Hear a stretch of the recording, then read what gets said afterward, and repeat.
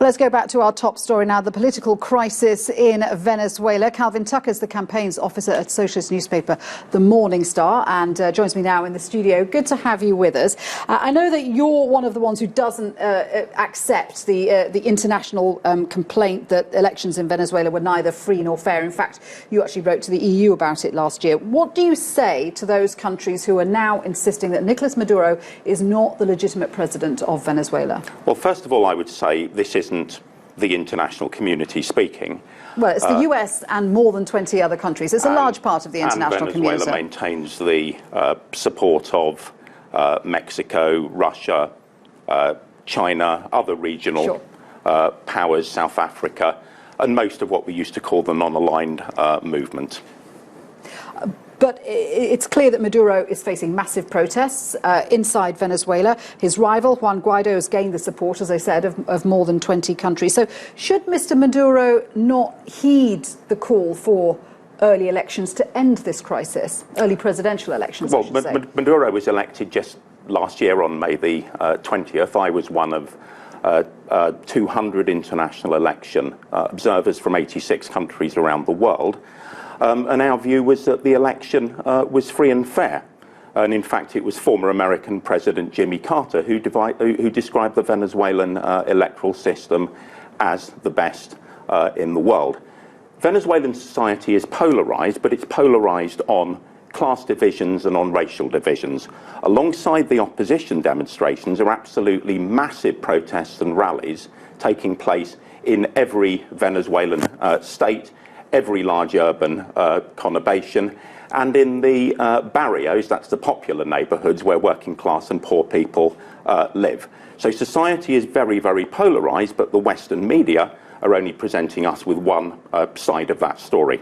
Okay, and as you say, the US are intervening in this. President Maduro has appealed directly to the American public to say, please ask Donald Trump not to interfere in our internal politics. But do you think that the US could force President Maduro to step down? Well, I think it would be extremely difficult because Maduro has the support of the majority of working class people in Venezuela. That's the majority of society. And critically, he maintains the support of the military, who are committed to constitutionality and have made it very, very clear that there are no circumstances under which they would back a coup. The aim of the United States here is really, as they did in Chile in 1973, to make the economy scream in the hope that the general public will blame that on the socialist government, that their support would implode, and that this new self-declared interim president would somehow march into Miraflores presidential palace. Judging by the size of the pro-government demonstrations in the last 2 days, this simply isn't going to happen. The big fear, if I can finish, the big fear is that the United States militarily intervenes. National Security Advisor John Bolton was photographed holding a file with his plans to send 5,000 American troops to Colombia. 5,000 troops Colombia, but he later said that there had been no discussion about a possible military intervention.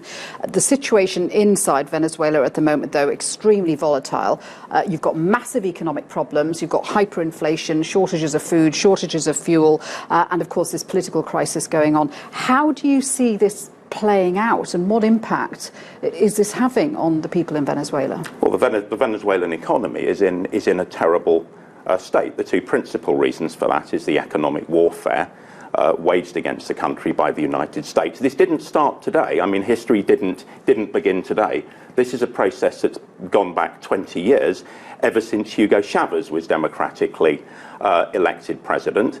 And unfortunately for Nicolas Maduro, and more unfortunately for the Venezuelan people, the price of oil has collapsed over recent years, and that's Venezuela's largest source of hard currency on which the entire economy depends. Of course, it's true that the Venezuelan government has made some errors. Principally, that error is a failure to diversify the economy away from oil and build their own industrial base. But that's a problem that affects every oil-producing country and every economy in the world that relies on a single product or crop or natural resource.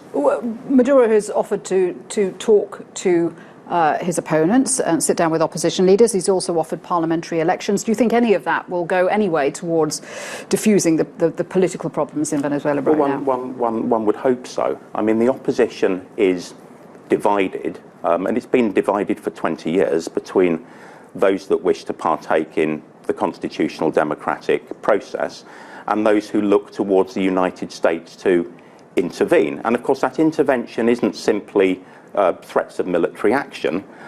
It's a process of destabilisation and funding the opposition through organisations such as the misnamed National Endowment for Democracy, through USAID, to the tune of about $5 million a year.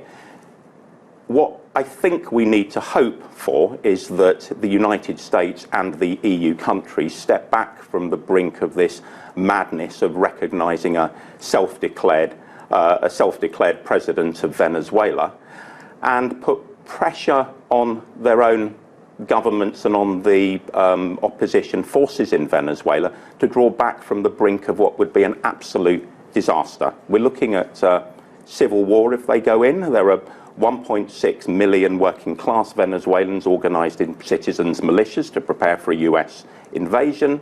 The Venezuelan army is 500,000 strong. If there's a military intervention, there will be a catastrophic bloodbath. And the US, of course, saying that is not on the cards at the moment. Calvin, they've said they'll keep all options open. Yes, and Donald Trump and the Secretary of State have been very clear that the military option is being considered. Calvin, thank you very much indeed for joining us. Calvin Tucker there. Well, in the